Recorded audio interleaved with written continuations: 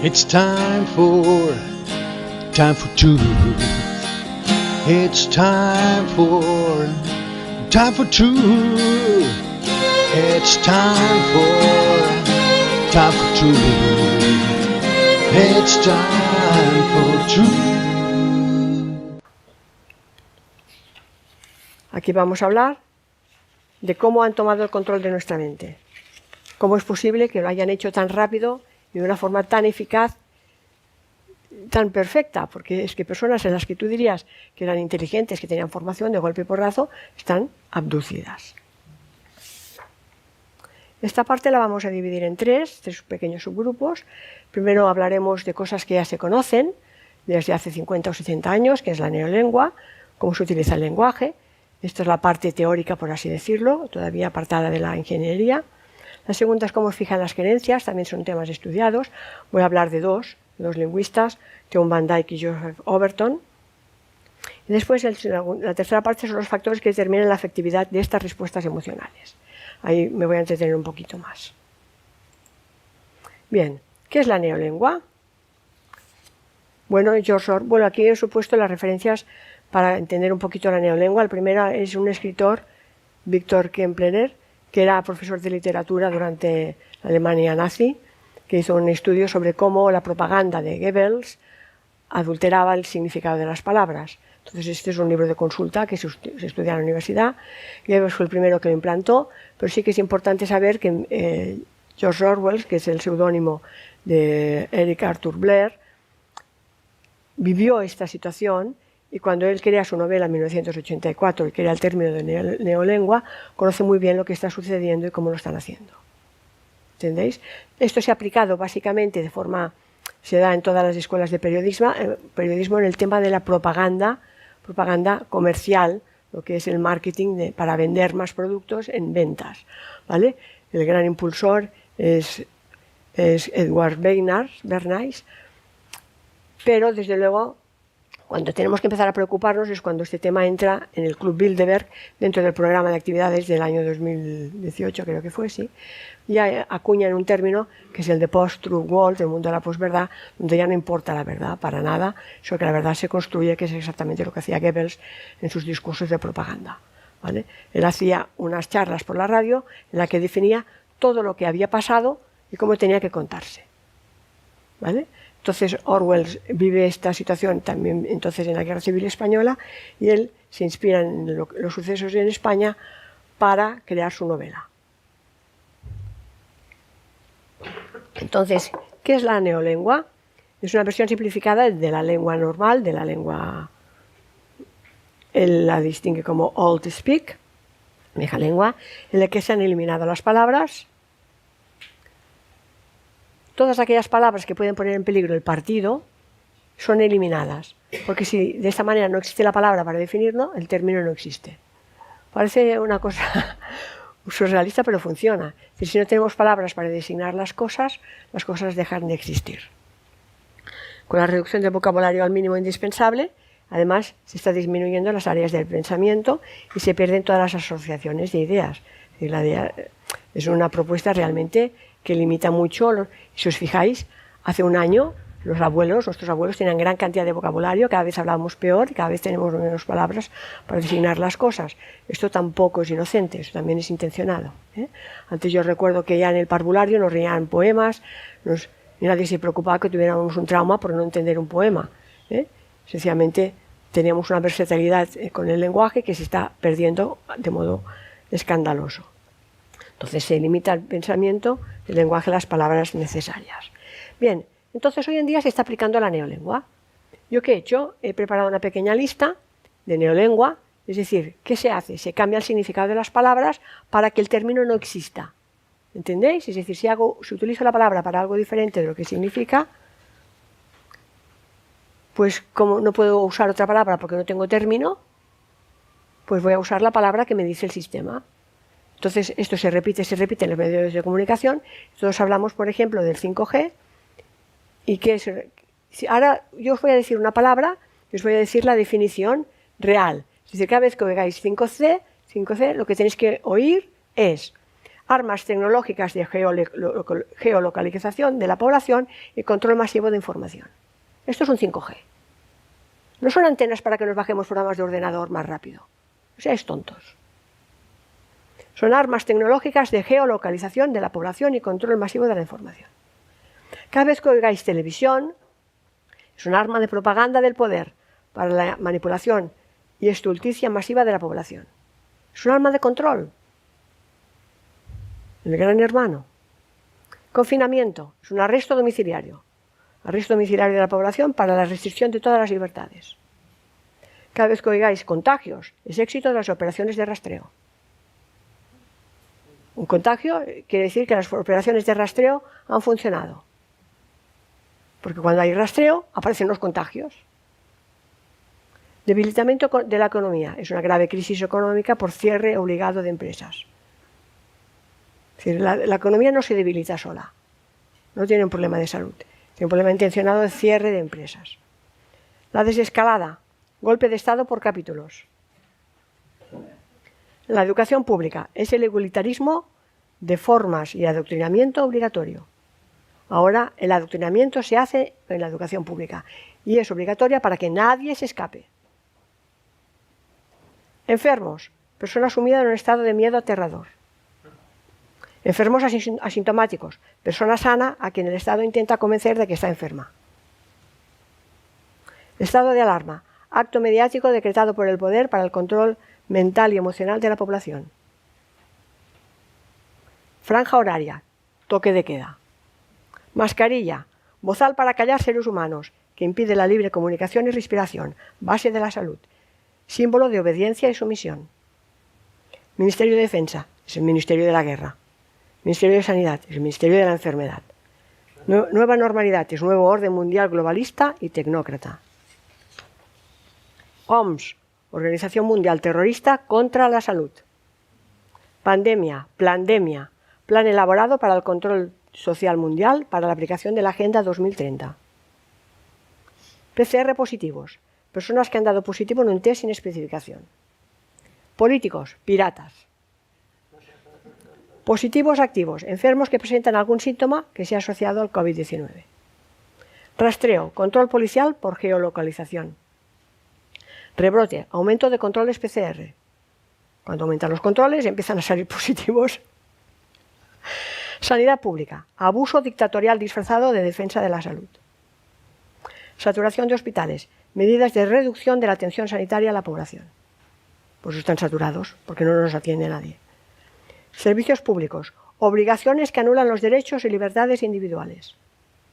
Vacuna, inyección génica para la consecución de la Agenda 2030. ¿Entendéis? Es decir, te usan un eufemismo, una palabra para que parece significar cosas, pero de hecho están ocultando su verdadero significado. Bien, voy a necesitar los papeles, veo que no puedo leer tan lejos. Vamos a hablar de los dos grandes estudiadores de la manipulación social a través del discurso público. Uno fue Theo Van Dijk. Él explica cómo se diseña de forma clarísima el pensamiento dominante para que va a fijar las creencias de la población. Esto se diseña con años vista. Después se utiliza la autoridad de expertos. Expertos afines al sistema, desde luego, que van a ser profesores universitarios, periodistas, políticos. Son personas que van a repetir el plan diseñado por la élite que está en este momento en el poder. El control de los medios de comunicación. Esto hace años que se sabe, que están todos comprados y vendidos y todos están informados por la misma fuente. Se generaliza y se aplica de number games. Bueno, esto es muy divertido, ¿no? Cuando empezáis a sentir cifras y cifras y cifras que no sabemos ni de dónde han sacado ni nada que las contraste, pero parece que esto da seriedad al discurso. Entonces, cuando empiezan a hablar de enfermos y de muertos y todos son cifras, es para marear, para que parezca que están dando información. Después, el otro método que utilizan es la explicación causal de causa y efecto, como que todo tiene una causa y un efecto, cuando no es así, y se inventan un relato, una narrativa, para tratar estas aserciones como si fueran hechos reales, que es otra falacia. Y evidentemente se tergiversa el significado de las palabras, como ya os he mostrado. Bien, el otro analista importante es Joseph Overton. Esta información la he sacado de la página de Luis Segura, que me la han facilitado unos amigos, muy interesante. Él describe cómo es una teoría política, cómo se puede llegar a convencer a la gente de cualquier cosa. El ejemplo que utiliza Luis Segura es el del canibalismo, ¿vale? Que es algo impensable, es un tema tabú, que parece que no se acepta. Pues cómo van haciéndolo para pasar de lo impensable a lo radical, pues se convierte en algo radical, pero así se puede hablar ya de ello, después de lo radical a lo aceptable, de lo aceptable a lo sensato a lo popular, y de lo popular a lo político, para ya legislarlo y aceptarlo. Entonces, claro, hablar de canibalismo nos queda como un poco lejos, porque es verdad que podemos aceptar y buscar, y veríamos hasta dónde llegamos, ¿no? Podríamos aceptar que ciertas prácticas a lo largo de la historia han aceptado el canibalismo, pero yo quiero tocar temas más reales. ¿Qué pasa si hablo de monarquía, por ejemplo? Monarquía. Bueno, hace unos años la monarquía era un tema intocable. No salía nada del rey, no sabíamos nada de sus amantes ni de sus robos. Estaba prohibido, era un tema tabú. ¿Vale? De golpe y porrazo se pasó de lo impensable a lo radical. Es decir, se empezó a dar noticias de sus aventuras, de sus negocios, incluso sale el caso Nos. ¿Entendéis? Se empieza a hablar de lo malo de una determinada actitud del rey Juan Carlos, el que era el rey Juan Carlos. De lo radical a lo aceptable, y de lo aceptable a lo sensato y de lo sensato a lo popular. Ahora estamos en esta fase, os lo estoy diciendo porque os voy a enseñar noticias que os voy a demostrar, donde ya se está cuestionando la monarquía. Es decir, primero no se podía tocar, un tema intocable, después se nacen incluso y se invitan a la política partidos republicanos para que se pueda debatir de este tema, pero están absolutamente pactando con el otro lado para pasar de lo aceptable a lo sensato y de lo sensato a lo popular. Es decir, ahora ya se puede hablar, los medios de comunicación hablan abiertamente del tema, es decir, estamos en el punto 4. Y ahora les enseñaré por qué estoy diciendo esto. Porque me interesa poner ejemplos muy tangibles, porque si hablo de canibalismo me diréis, bueno, esto pasaba en África, como que es algo lejano. Yo quiero poner ejemplos concretos que nos tocan en nuestra sociedad actual. Bien, el punto 5 es el siguiente que nos queda, que va a ser preparar el terreno, porque claro, cuando llega lo político solamente sirve para legislar. Los políticos están aquí para hacer leyes que les defiendan a nivel legal todas las trapicherías que hacen, todos los trapicheos, ¿vale? Entonces, de esta forma se establece todo lo que es legal, ya es ley, ya es incuestionable, pues este es lo que quieren llegar, ¿no? De momento ya han cambiado la Constitución para que pueda ser la propia reina una mujer, y está en el punto 5, pero os voy a usar algunos ejemplos como esto. Bien, seguimos. Muy rápido porque tengo mucho para contar, Bien. Para que estas respuestas emocionales de la población sean efectivas, se utilizan, aquí he puesto 6 puntos, 6 factores, que os voy a mencionar, que son muy conocidos. Esto se trabaja mucho en PNL, pero os vamos a decir seguidos para que veáis que hay muchos, es decir, que no usan solo una técnica, sino que los están aplicando todos y además de modo sistemático. El primero es la indefensión aprendida, la disonancia cognitiva, el enfrentamiento de grupos, recordad la imagen, el grupo de pertenencia a la parte profunda del inconsciente. Se utilizan las metáforas, muy potente, la herramienta más potente, porque entra a nivel inconsciente directamente. El lenguaje de la posverdad, que también hemos hablado un poquito, y las técnicas subliminales. Ahí os voy a dar alguna sorpresilla. Bien. ¿Qué es la indefensión aprendida? La indefensión aprendida es cuando se convence a la población de que no podemos hacer nada para cambiar las cosas. He puesto este dibujo que me parece absolutamente genial. Aquí es un experimento científico que hicieron con unos monos, en los cuales pusieron 5 monos en una habitación, una escalera y arriba había una cesta con plátanos. Entonces, cada vez que un mono intentaba subir la escalera para coger los plátanos, les daban una ducha de agua fría. ¿Qué pasa? Que a cabo de un rato los monos dejaron de intentar subir a la escalera. Al cabo de un tiempo, introducen un mono nuevo. Traen un mono nuevo que no sabe de qué va el tema. El mono, cuando ve los plátanos, como loco, sube la escalera. ¿Y qué hacen los demás monos? Le pegan para que no suba la escalera. Ya no hace falta ni que pongan duchas. Es decir, los monos han aprendido que cada vez que intentan subir la escalera reciben una ducha de agua fría. Llega un momento en que ya no suben la escalera y ya no, ni siquiera lo intentan. Pero tanto es así que cuando viene un mono nuevo e intenta subir la escalera porque él no lo sabe, le apalean y le pegan para que no suba la escalera a coger los plátanos. ¿Qué es lo interesante? Que si no cambias un mono, que los vas cambiando de uno en uno, cada vez los demás aprenden el comportamiento, incluso el mono que era nuevo, también empieza a pegar al nuevo que ha venido ahora que pretende subir la escalera para coger plátanos. Y llega un momento que has cambiado los 5 monos y los 5 pegan a quien quiera e intente coger plátanos para que no lo haga, sin saber por qué. Esto es la indefensión aprendida. Y reaccionamos defendiendo cosas que no sabemos ni por qué las hacemos. Es terrible, es terrible. Bien, creo que el ejemplo es muy... Claro. Es alucinante porque no sabemos por qué reaccionamos de esta forma violenta, pero lo aplicamos de forma perfecta, ¿vale? Bien, el punto 2 que es la disonancia cognitiva. Hay que mencionar aquí que nuestro cerebro está lateralizado, es decir, no se comporta igual, no son las mismas funciones las que hace el hemisferio derecho que el izquierdo. El izquierdo es lógico, racional, y el derecho es el creativo, lo intuitivo, lo artístico, lo holístico. Entonces esto es muy importante, porque cuando nos dan información que entra a 2 niveles diferentes, ¿qué pasa? Se crea una disonancia cognitiva. ¿Y quién gana? Siempre el inconsciente, ya os lo digo, siempre. Y eso lo saben. Entonces, ¿qué hacen? Dan una información auditiva, por ejemplo, cómprate un coche porque gasta muy poco, porque es muy seguro, porque es ecológico. ¿Y la imagen qué es? Un coche rojo, descapotable, con un tío cañón, con una mujer guapísima que está ligada. Entonces, ¿qué imagen entra en el inconsciente? Primero, la imagen siempre, porque es el hemisferio derecho, y es la emocional. Entonces, yo pienso que me compraré el coche porque consume poco y me lo he comprado a ver si ligo. ¿Vale? Bueno, he puesto unos cuantos ejemplos aquí también, porque esto puede ser bastante más sutil. Es decir, la disonancia cognitiva se puede dar cuando hay una contradicción y esta contradicción nos obliga... Esto, por ejemplo, es el signo de Estocolmo, ¿vale? ¿Qué pasa con alguien que ha sido secuestrado que acaba defendiendo a su secuestrador?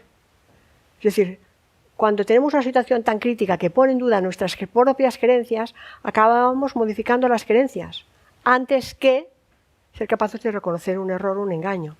Por eso decía Mark Twain que es más fácil engañar a la gente que convencerla de que ha sido engañada. Realmente hay una disonancia y no vamos a aceptarlo, ¿vale? Tanto es así que cualquier conocimiento o actitud o acción que ponga en riesgo mi creencia inconsciente, la voy a negar. Y soy capaz incluso de justificarla. Mira, a mí me habían dicho cuando salió el caso Pujol, recuerdo una persona muy querida que era más pujolista que Pujol, que cuando le conté decía, esto no es verdad. Me decía, no es verdad, porque es que no podía creerlo. Es decir, era tan grande el engaño de alguien en quien él había confiado tanto tiempo que no podía aceptar de ninguna manera que fuera un ladrón. ¿Entendéis? Es decir, somos capaces de negarlo antes que aceptar algo que va en contra de las creencias profundas. ¿Qué más? Pensad que esto se hace desde el poder y se aplica en una información binaria intencionada en los mensajes, ¿vale? ¿Qué pasa? Que el nivel reptiliano, que hemos dicho que es el cerebro más profundo, puede activarse con el sí no, y automáticamente te ha puesto el on-off o te ha puesto el off y ya no podemos razonar con aquella persona. Ya es imposible tener una conversación con ella, ¿vale? Esto se utiliza mucho en tema político, a veces con auténticas sandeces, para crear esta respuesta visceral. Bien. Aquí he puesto 2 imágenes. Esta es un anuncio de Marlboro. ¿Veis el paquete? Pone fumar mata. Pero ¿cómo son todos los anuncios de Marlboro?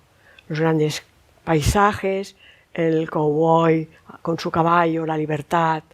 Entonces, ¿qué imagen está entrando? Es una disonancia cognitiva clarísima. Entra una imagen de poder, libertad, ¡wow! Y la otra, el tabaco. Y la frase es genial, ¿no? Freedom does not start with a maybe. Si la libertad no empieza con un quizás, lánzate a la aventura, lánzate a fumar, que mata, que importa. ¿Entiendes? Es decir, están jugando con esa disonancia porque es el lenguaje siempre del hemisferio derecho el que va a entrar en el plano emocional.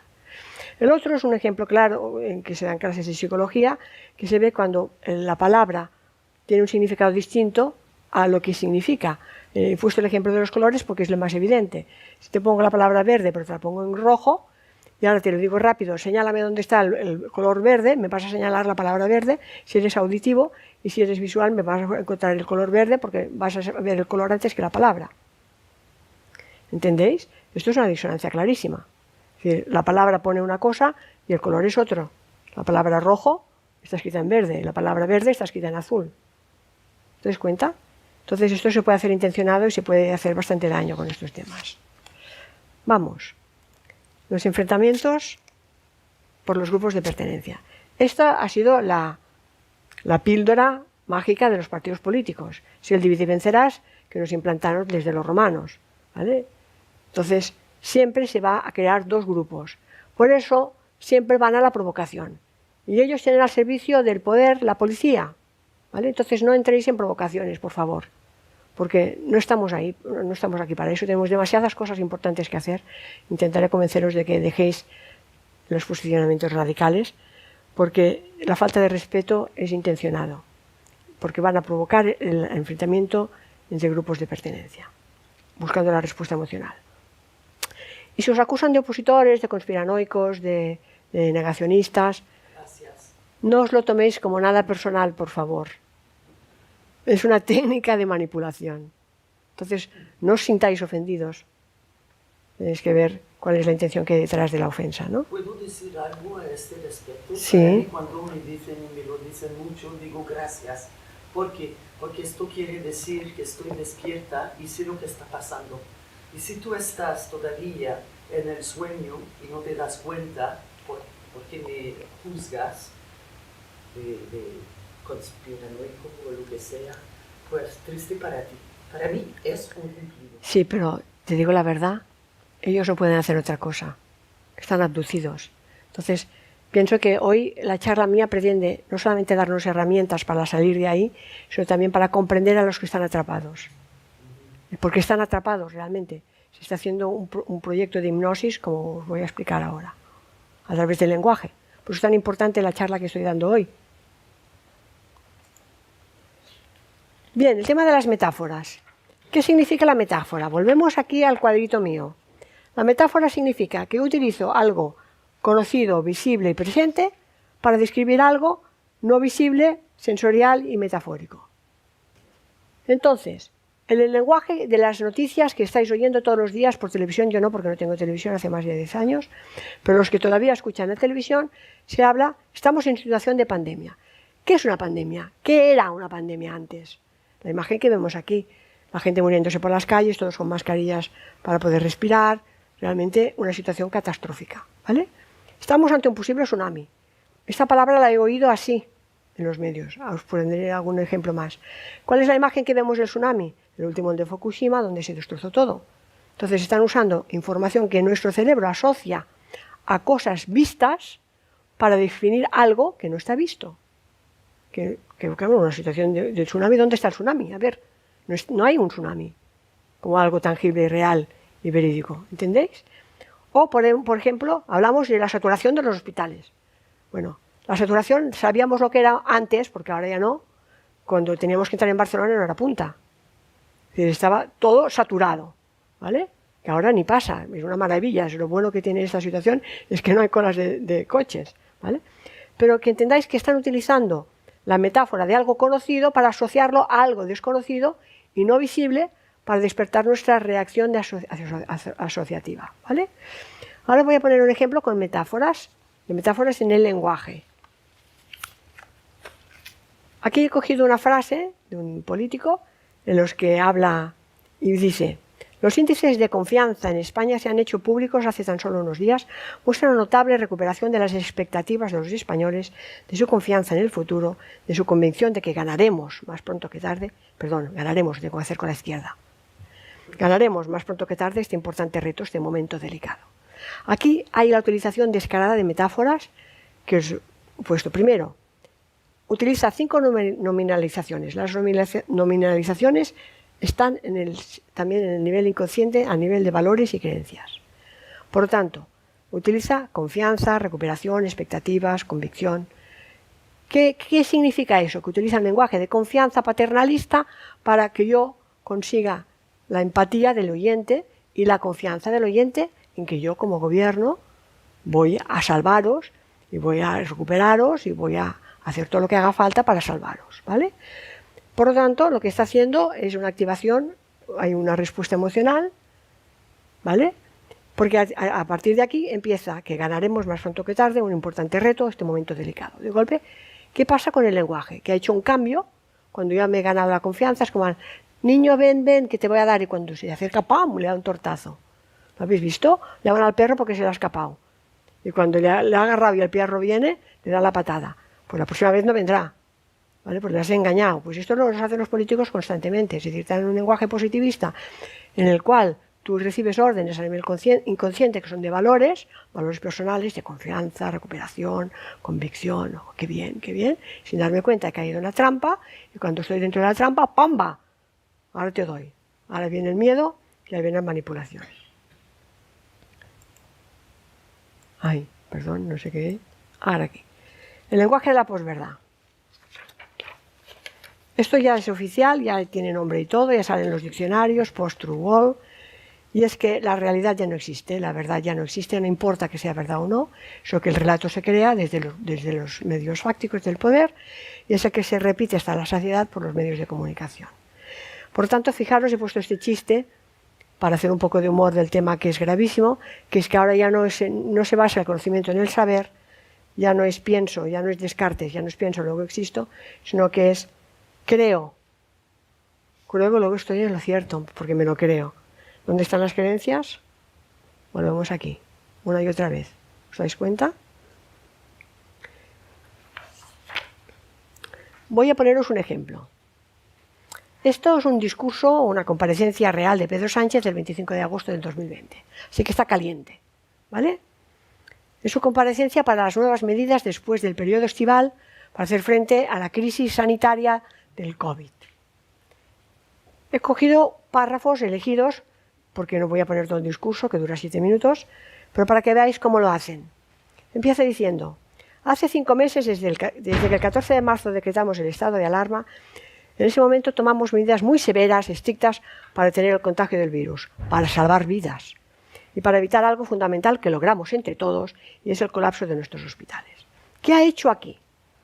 Brutal. Primero empieza con el lenguaje alarmista del miedo, ¿vale? Toda la metáfora de la respuesta de la guerra. Os voy a mostrar cómo se ha utilizado de forma reiterativa desde el gobierno la metáfora de que estamos en guerra. Os voy a enseñar en este ejemplo, ¿vale? Está hablando de alarma, ¿vale? De salvar vidas. Entonces lo justifica entrando en un tono paternalista que busca la empatía del oyente, del ciudadano. Lo hemos hecho entre todos, vamos a salvaros. ¿Entendéis? ¿Qué está haciendo? Es un juego de manipulación emocional total.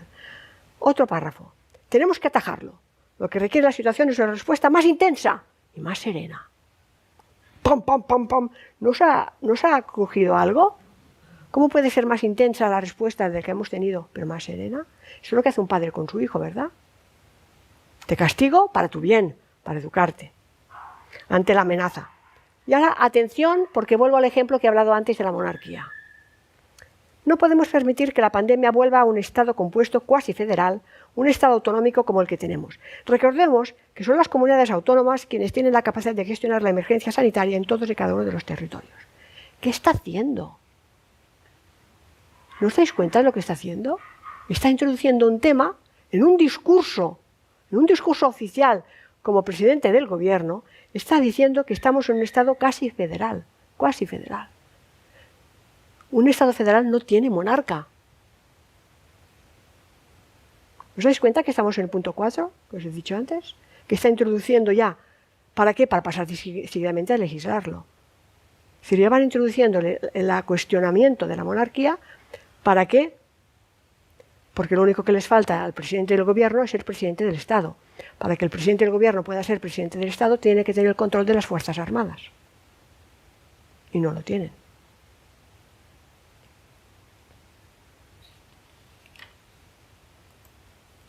Seguimos. Nos va a dar las 3 medidas que ha implantado el gobierno para salvarnos de esta terrible crisis. Pensamos todos que nos dará medidas de cómo estar más sanos y más saludables. Pues mira, la primera medida no lo es así, lo siento. La primera propuesta son las Fuerzas Armadas. van a cazar los virus a cañonazos. ¿Por qué? Porque lo que hacen es sacar todas las Fuerzas Armadas, en primer lugar. Les comunico que el Gobierno de España va a poner a disposición de las comunidades autónomas efectivos de las Fuerzas Armadas para realizar labores de rastreo. Hay 2.000 militares capacitados en técnicas de rastreo. ¿Qué? Segundo, aquellas comunidades autónomas que no dispongan de suficientes rastreadores pueden confiar con nuestro respaldo. Vamos a apoyarlos, ¿vale? De las Fuerzas Armadas de nuestro país. La formación específica para la detección precoz, la vigilancia epidemiológica del Ejército ha incluido procedimientos específicos en la identificación del riesgo y en el rastreo de contactos, aislamiento y cuarentena en situaciones de COVID-19. Haciendo siempre hincapié, eso sí, en los aspectos legales de salud pública y en los principios éticos también. ¿Qué está haciendo? ¿Os dais cuenta? Es decir, para salvarnos de una crisis sanitaria de salud, en vez de hablar con médicos y expertos, nos manda a las Fuerzas Armadas. ¿Y a quién? A 2.000 rastreadores. ¿Qué es un rastreador? ¿Qué hace un rastreador? Sigue contactos. Y los va a sacar porque están especializados en situaciones de riesgo de rastreo de contactos. Nos está diciendo muy claro, y somos tontos si no lo entendemos, ¿eh? Seguimos con el discurso. España cuenta, y es un orgullo para todos y todas, es otra manipulación lingüística, con las Fuerzas Armadas modernas, profesionales, que hoy con este anuncio dan un nuevo paso al frente, como cuando se saluda, para proteger la salud de todos. Si nos van a proteger los soldados, nuestra salud, estamos a salvo, tenemos cañones y aviones y armada para defendernos. ¿Qué está haciendo? Somos un poco tontos. Fijaros el anuncio que he puesto aquí, es una noticia en el periódico, la segunda ola, otra vez una metáfora. Cuando hablamos de tsunami, de olas, ya nos vemos una ola que nos está inundando, ¿no? ¿Seguimos? Pues el Gobierno ya lo ha publicado, aquí tenemos la página del Ministerio, como Defensa explica cómo el trabajo de los 2.000 rastreadores. ¿Os dais cuenta de una cosa? ¿Por qué no habla el Ministerio de Sanidad? El tema de la salud ha pasado a Defensa. ¿Y nadie se ha dado cuenta?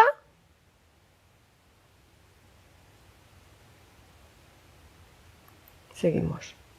La segunda medida, aquí sí, ¿no? Aquí nos van a hablar de hacer deporte, de que nos toque el sol. Pues no. La segunda medida aquí del Gobierno es espionaje electrónico, geolocalización de ciudadanos, de datos. Es decir, diciendo palabras textuales del señor Sánchez. En segundo lugar, refuerzo de los medios digitales de rastreo. Como saben, la tecnología también puede salvar vidas, si se emplea para afrontar un desafío como el que tenemos delante. Y este virus lo es. Por eso hemos impulsado la aplicación Radar COVID, que a través de la información que obtiene en el rastreo de contactos, nos permite conocer el nivel de riesgo de contagio y avisar a los interesados. Nos van a avisar. Nos dicen, mira, este militar ha geolocalizado este virus que va para tu casa. Te aviso. Eso es un discurso de serio, ¿eh? Yo estoy ironizando. ¿Os dais cuenta de lo que están haciendo?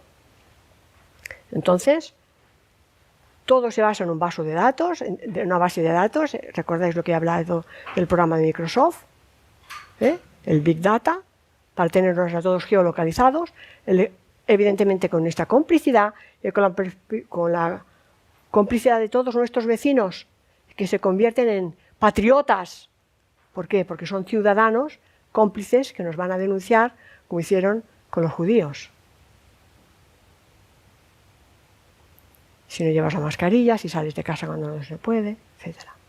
Bueno, vamos a la tercera medida. No, perdone, tengo que decir que ya se han puesto las pilas, ya están haciendo la nueva ley de telecomunicaciones. Sí, para que ese rastreo pueda ser absolutamente brutal y masivo, el Ejecutivo que nos lo dicen con palabras muy suaves.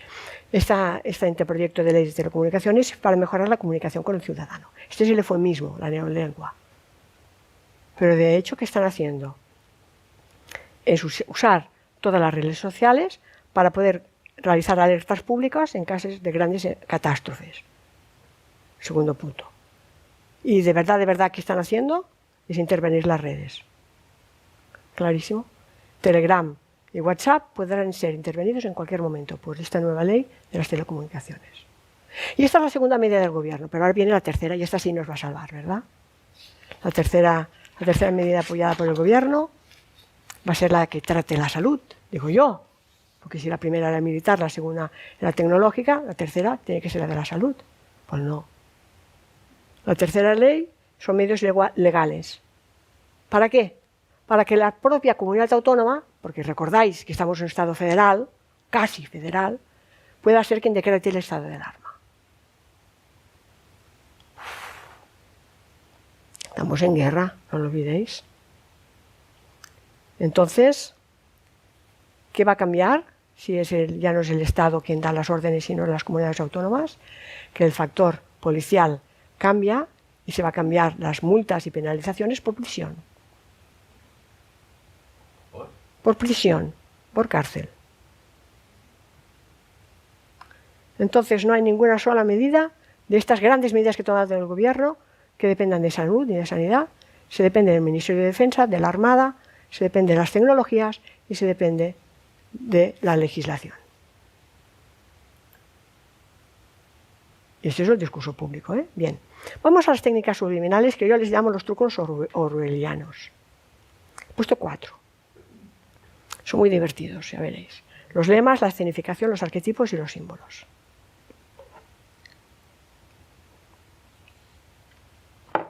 Los lemas. Cada vez que hablan, fijaros que utilizan el 3. Siempre utilizan los lemas, siempre tienen 3 expresiones. Quédate en casa. O yo me quedo en casa. Cuídate, cuídame, cuidémonos. Eso lo decían por el tren. Cuidad, cuiden, cuidémonos. Que se parece un poco al póntelo, pónselo, pero vamos, refiriéndose a ponte la mascarilla. Por mí, por todos, por ti. Este es el del ministerio. Mantén la distancia, lávate las manos, piensa en los demás, siempre 3 unidades. No lo tires por la borda. Otra vez la imagen del barco, de las olas, del tsunami. Fíjate, es una metáfora clarísima. Este virus lo paramos unidos. En este caso, el anuncio del gobierno, este virus está en amarillo, lo paramos unidos en negro. También los colores son importantes. Todos juntos contra el COVID-19. Salimos más fuertes. Este es el último que están utilizando más. A veces la frase es un poco más larga, es un sintagma. Mantengan el uso de la mascarilla, la distancia interpersonal y el lavado de manos. ¿Por qué utilizan el 3?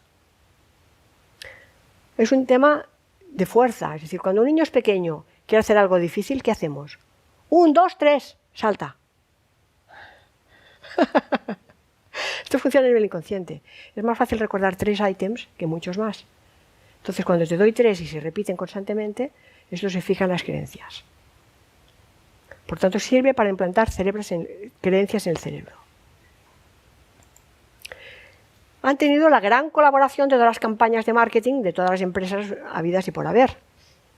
Para fomentar el distanciamiento, aquí tenéis marcas como Audi y Coca-Cola, que han separado sus logos, siempre unidos. Han puesto ahora las partes de los aros del Audi separados y las letras de Coca-Cola. Tenéis también algunos de texto, como Play Inside, Play for the World, que es una variante de quédate en casa, para el bien del mundo, ¿no? Es de Nike. Veis aquí la de Starbucks, que se ha tapado la boca. Esta de aquí es la del Banco Bilbao Vizcaya, en la que tiene una caída de consultas por internet a las 8 de la noche. Y eso está fomentando los aplausos a los sanitarios. Estas son muy buenas, las dos hacen referencia a mayores. All life matters, es decir, las vidas de los viejos importan. Y ponen, ¿quién más? Pues uno de los caracteres carismáticos por excelencia, que es el abuelo de los Simpson, ¿vale?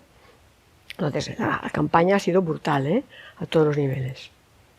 Bueno, pasamos al punto 2. Este me encanta. La escenificación. ¿Recordáis los informes? No solamente el lenguaje. Esto es sembrando el terror. Es una escenificación para sembrar el terror. Estamos en guerra. Aquí veis la metáfora bélica en su tutiplane, con el campo semántico que usaban decretar el estado de alarma, la emergencia sanitaria, el confinamiento, la guerra, la victoria, la batalla, el frente, las armas, los compatriotas, el enemigo, las amenazas, lucha, el combate contra el virus. Todo es vocabulario semántico relacionado con la guerra. Y esto cada día. Pero con una escenificación, con militares y policías uniformados, con todas las condecoraciones habidas y por haber en sus trajes. ¿Pero qué es esto? ¿Cómo es que la gente no le da un ataque de risa? Es que no entiendo. Es tan descarado, es tan abrumador, ¿vale? El siguiente elemento importante es este señor. El rey Felipe.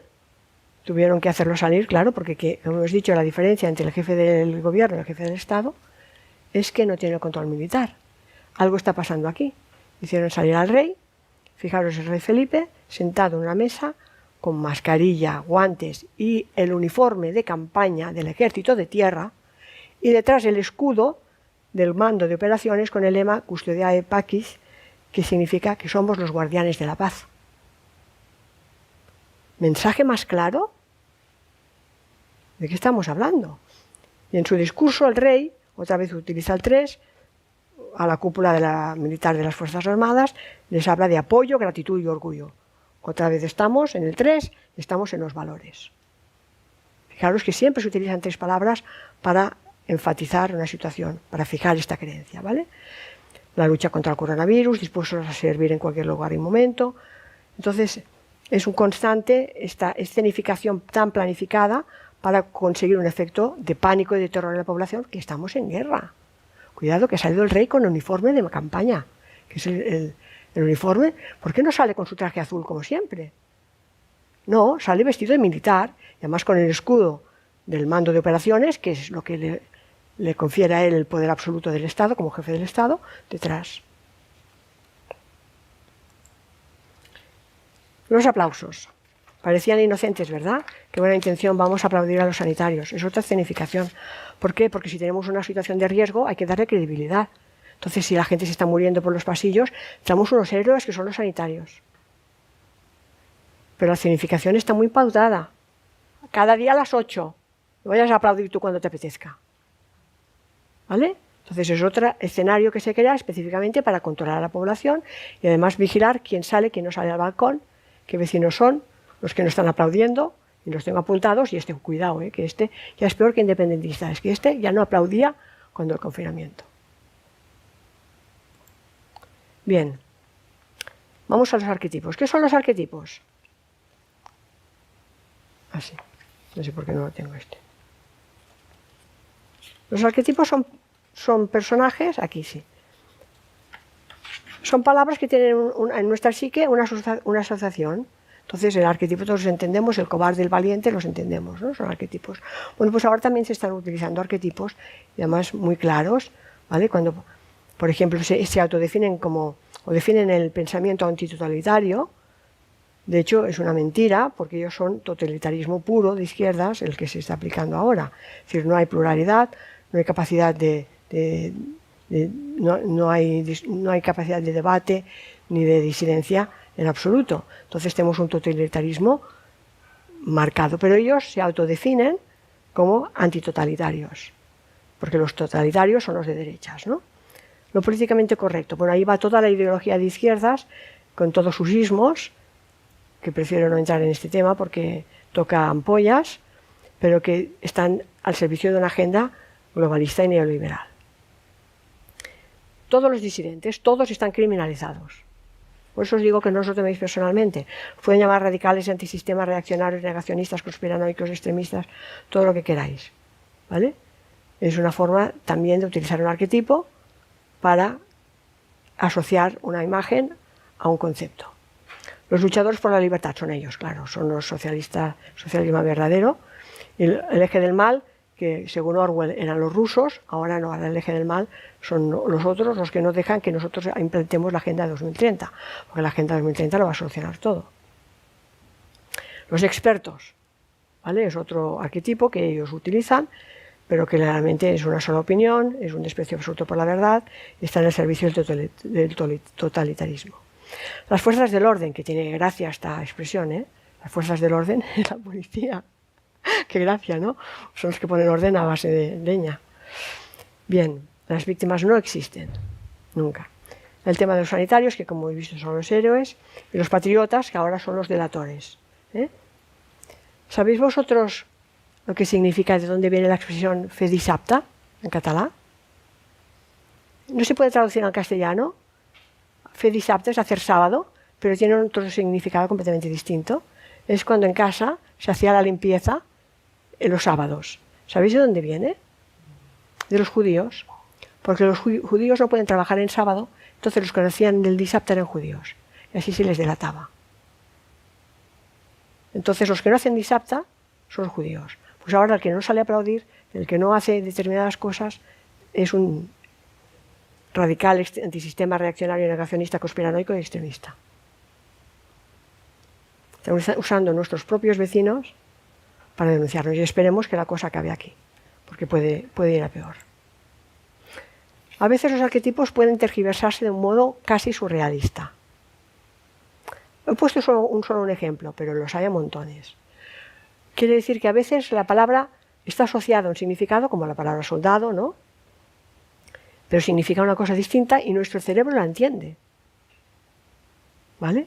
Nuestro inconsciente, de nuevo veamos el inconsciente. Pues el ejemplo de la palabra soldier, en inglés, que nos dicen que viene soldare, de la paga, que era el salario y la sal y todo este rollo, que quien se lo crea, ¿no? Pero en realidad está formado por dos palabras, que es soul, que es alma, y dire, que es morir. Por tanto, un soldado es el que va a morir, es la alma que va hacia la muerte. El solduri en latín o el morituri. A veces al morituri te saludan, solduri te saludan, los que van a morir, porque antes se ofrecían para distraer a los romanos poderosos, los que iban a morir, los gladiadores. Entonces, a veces el lenguaje es así de perverso. Creemos que estamos usando una palabra con un significado porque la han tergiversado con la neolengua, pero de hecho el significado es completamente distinto. Y nuestro cerebro está entendiendo el lenguaje originario. Los símbolos. Aquí los tenemos. Fíjate tú, qué bien que se entienden todos, pero qué bien están hermandados. Todos llevan el símbolo de la Agenda 2030. Son los 17 colores de la Agenda 2030, que aquí los tenéis en este pin, que lo lleva Sánchez, pero lo lleva también el Rey, lo lleva Pablito y lo lleva las Rimadas. Todo el mundo va con la Agenda 2030. Entonces está clarísimo que los partidos son una herramienta del poder para tenerlos entretenidos en los enfrentamientos, pero que ellos están todos a uno por la misma agenda, todos, absolutamente todos. ¿Vale? Entonces, uno de los símbolos es el PIN, la Agenda 2030, incluso el logo del PSOE lo han cambiado, ahora lo podéis ver en la página, está sacado de su página web, le han puesto el simbolito del arco iris este. Bueno, el símbolo para mí más dramático de todos es el de la mascarilla. Esta es una portada que supongo que habréis visto estos días mucho, que se ve como el control nos lo tiene el poder, pero fijaros la derecha y he puesto los 3 símiles. Nos han convertido en perros. ¿No os preguntasteis por qué durante el confinamiento los únicos que podían salir eran los perros?